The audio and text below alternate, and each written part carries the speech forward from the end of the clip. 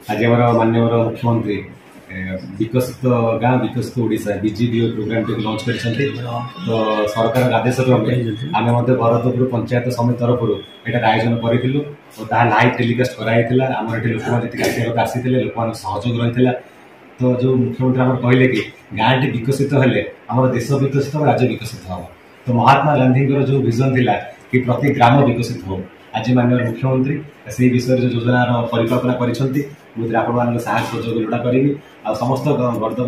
गर्दपुर बासिंदा मान कह चाहिए कि आपण साहय दरकार आप विश्वास जीत चेष्टा करें। सर प्रोग्राम रे की उपस्थित थे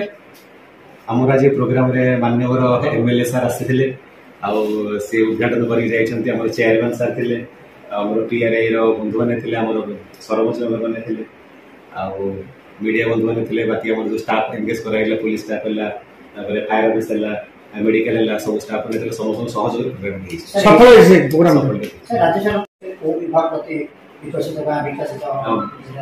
बर्तमान पर्यटन आम किसी डिटेल गाइडलाइन आसनी कि जो प्रोजेक्ट को विभाग में कम कर